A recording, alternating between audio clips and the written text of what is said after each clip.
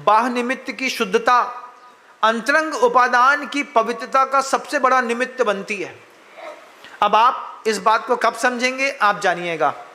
लेकिन होटल की चाय, आप मैं ऐसे लोग हैं आजकल, तो खैर उसको बोलना ठीक नहीं है।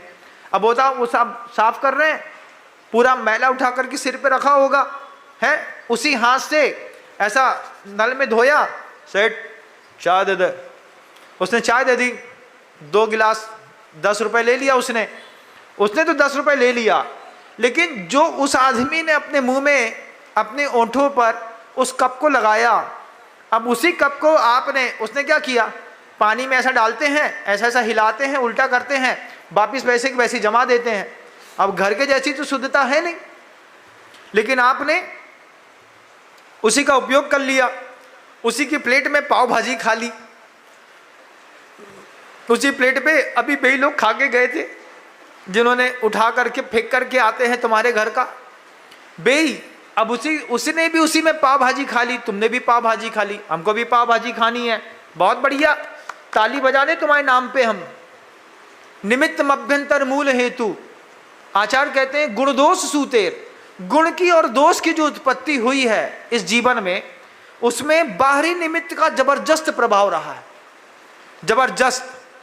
आप भी सोचिएगा, दुनिया भर में जाते हैं, अब ट्रेन में बैठे आराम से, भैया उसने कहा ले चाय, हाँ ले भैया चाय दे दो, समोसे समोसे समोसे, समोसा ले लिया, 2 समोसा दे दो, सैंडविच ले लिया, आपने सब ले लिया, आपने सब खा लिया, लेकिन आप बाह्य निमित्त की पवित्रता भूल गए। आपको ये नहीं पता कि बाह्य निमित्त का पवित्र होना ऊंचे खानदान के लोगों के लिए कितना जरूरी है। इसी में साधु ने देख लिया, तुम्हारा मन अच्छा नहीं है, मन के अंदर भी अगर परिणाम दूषित है, तो साधु बोलता है आज नहीं कल आहार दे लेना। क्यों? ऊंचे काम करने हैं, ऊंचा जलवा खींचना है अपना इस दुनिया में, संसार समुद्र को वास्तव में पार करना है, तो पटिया से पार नहीं होगा, नाव चाहिए, नाव का निमित्त अच्छा चाहिए। हम अच्छे निमित्त को छुए बिना नाव से दुनिया पार करना चाहते हैं। आज बहुत छोटा निमित्त बचा अपने पास, देवशास्त्र गुरु का छोटा सा पटिया है, छोटे छोटे साधु बन जाते हैं, वही समझा देते हैं, उन्हीं बात को हम सीख लेते हैं, समझ लेते हैं। लेकिन अगर अपन इसको भी नहीं पकड़ पाए, सोचिए घर के अंदर सब लोग तो धर्मात्मा नहीं होंगे ना। कोई व्यक्ति ऐसा होगा जो ना दर्शन याद करता है, ना पूजा करता है, ना अभिषेक करता है, ना शांति धारा करता है, ना महाराज को आहार दान देता है, वो तो गया बेचारा भव समुद्र में। अब आप उसके लिए पैसा कमा रहे हैं लगातार, हमारा लड़का है महाराज, उसको दे करके जाएंगे, बस फिर वही बात पूछूंगा, जितना लिप्त आप हैं क्या उतना लिप्त आपके परिवार के लोग भी हैं कि नहीं? और अगर वो नहीं है तो फिर इतना बड़ा जो षटखंडाधिपति बने हैं, किसके लिए, कितनी देर के लिए, कितनी देर के लिए षटखंडाधिपति हैं आप?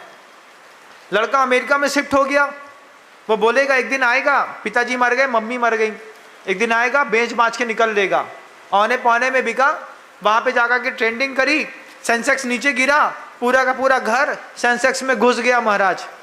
1 लाख करोड़ की लागत का लगाया था पैसा, सेंसेक्स नीचे गिरा, खत्म। बाह्य निमित्त को हल्का मत समझिएगा, बाह्य निमित्त की बड़ी जबरदस्त कीमत होती है। वही बाह्य निमित्त के ऊपर अंतरंग उपादान आधारित रहता है, तब जाकर के जीवन का सौंदर्य विकसित होता है, नहीं तो उपादान गिरते जाते हैं अनंत पर्यायों में।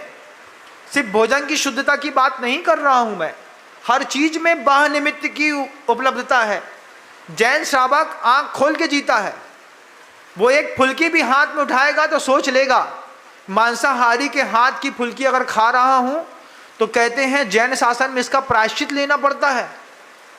अब मान लो उसका प्रायश्चित लेना है, अब आपको थोड़ी पता कि कौन है, अब यहाँ पर लगा है कि स्टार रजवाड़ी चाय का, हाँ भैया उसको भी पता कर लो, जैन है, अजैन है, मांसाहारी है, निंद कर्म करने वाला है, कौन है, किसके हाथ का खा रहे हैं, किसके हाथ का पी रहे हैं, किसके हाथ का पहन रहे हैं।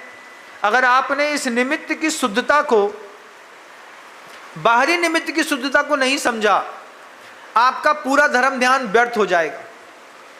अब आप कहते हैं महाराज आपके जैसे भाव हमारे क्यों नहीं होते, क्योंकि हमको तो शुभ निमित्त मिलता है, लेकिन आप अशुभ निमित्त के बीच में फंसे रहते हैं। महाराज आप इतना क्यों लगे रहते हैं, क्योंकि हमने शुद्ध शुभ निमित्त जिया है, खाया है। तुम्हारे घर का शुद्ध घी तो शुद्ध सोचते हैं, तुमने दूसरे के घर का अशुद्ध खाया है तो तुम अशुद्ध सोचते हो। दो सरल होना हृदय कितना कठिन हो गया ना। भगवान महावीर स्वामी का और गौतम स्वामी दोनों सरल हृदय लोगों का संवाद था, उनके संवाद सफल हो गए, हमारे आपके संवाद विफल हो गए। हमने यहाँ पर मेहनत करके चिंतन करके कोई बात धरी और तुमने लहसुन वाली फुल्की खा करके पूरे पूरे संवाद की मटिया मेट कर दी। वही अच्छी लगती महाराज, उसके बिना बनते ही नहीं। बहुत अच्छे। अभी आपको बाह्य निमित्त की कीमत नहीं पता। जिस दिन आपको साधु के हाथ की रोटी की कीमत पता चलेगी, आपको लगेगा मेरे हाथ से होकर के उनके हाथ में गई, हम इसकी कीमत नहीं समझ पाए, उन्होंने इसकी कीमत से केवल ज्ञान प्राप्त कर लिया। आपके हाथ की रोटी, उसकी कीमत आपको नहीं पता, साधु को पता। आपके घर का पानी, उसकी कीमत आपको नहीं पता, साधु को पता। इसलिए जब साधु आता है तो दो चौके, एक संसार में डुबोने वाला, एक संसार से तारने वाला। संसार से तारने वाले चौके का भोजन अच्छा नहीं लगता।